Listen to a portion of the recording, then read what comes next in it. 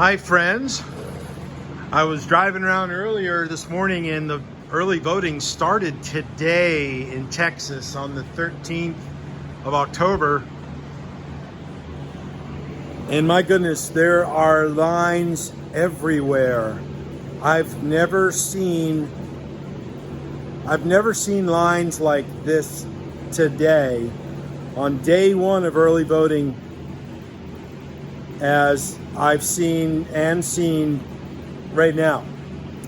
2016, there was a lot of lines. I thought that was incredible. It is even more intense today. Wow, it is crazy how many people are out there voting. And statistically, most early voters are conservative. So that's a good sign for Trump. Trump gets thousands of people at his rallies. Biden gets 6.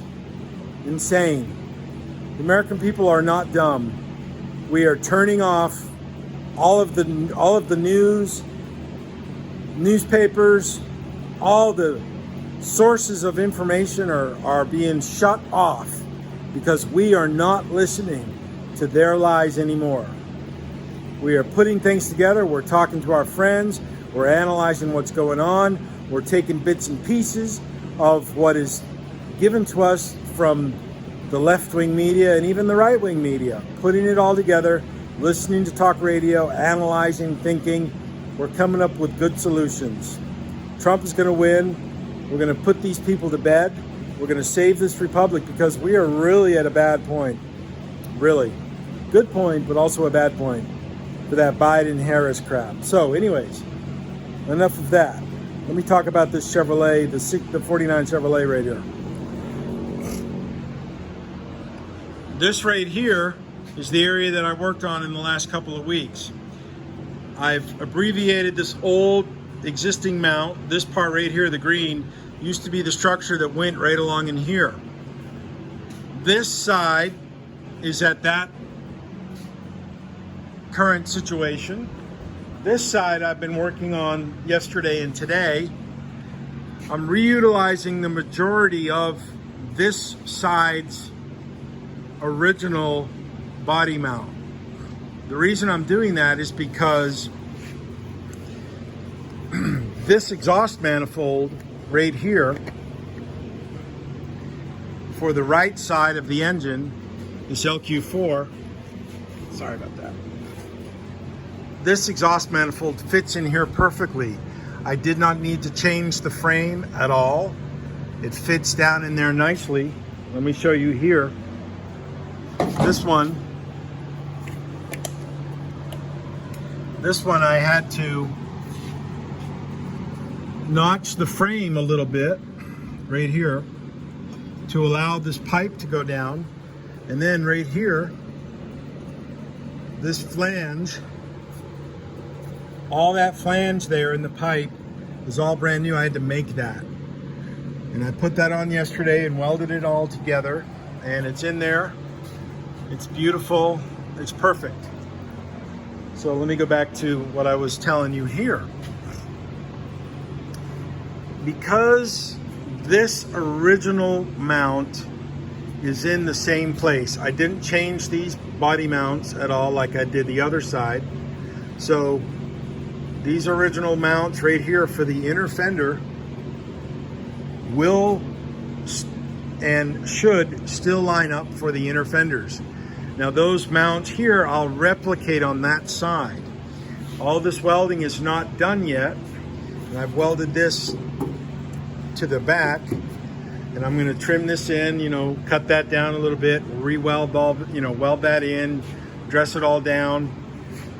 Cut that little tab out there, make it nice. This is all bolted in securely.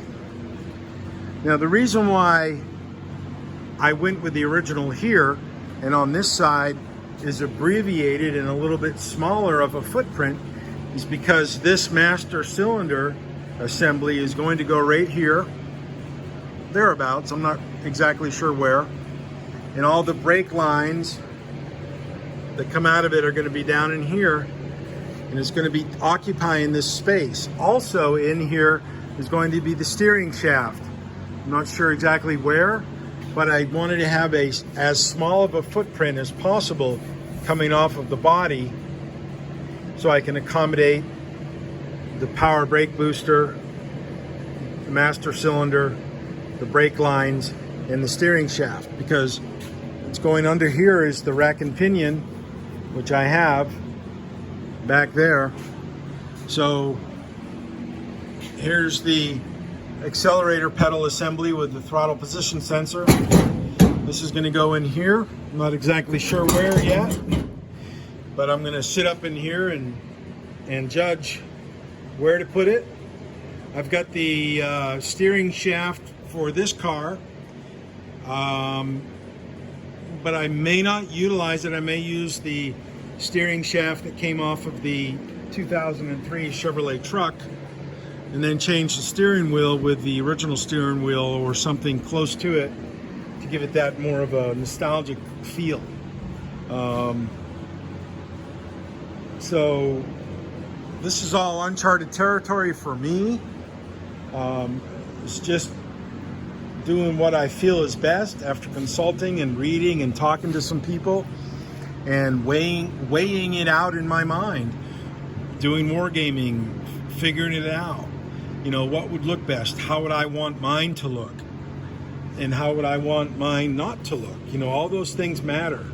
So, you know, you can see here the exhaust manifold is nice and it tucks away beautifully in there.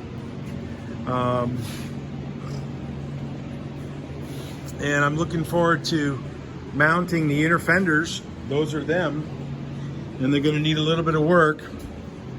There's a couple rust holes on the other one, but these are the inner fenders, and I'm going to soon mount those. And then these are the outer fenders. Mount those, hang the doors, and just work on alignment issues and proceed, you know, make some progress. This is a very good point of this vehicle's build, because I'm actually seeing pieces go together and pieces fit together and things being done. It takes a tremendous amount of time to do this kind of work, more so than I could have ever imagined. Seriously, it's just tremendous amount of work. So just of course wanted to reiterate that with people. And if anybody's curious about why this one is smaller versus that one, these will all be covered up. The inner fenders will completely engulf all this, and then the outer fenders, so you won't see any of that. But I still want to have it as good as possible in case somebody does indeed look in there and looks at this car. This is the 49 Chevrolet, so you know, the deck lid's all done and that's ready to go on and get it properly fit, lined up. So it's coming along. I'm only working on this and the 66 Chevrolet, and of course my stuff, and of course building the infrastructure here on the blasting booth and blasting room. You know, all those things are ongoing. So it's going well. This is the 49 Chevrolet, and I'll sign off. Okay? Cheers!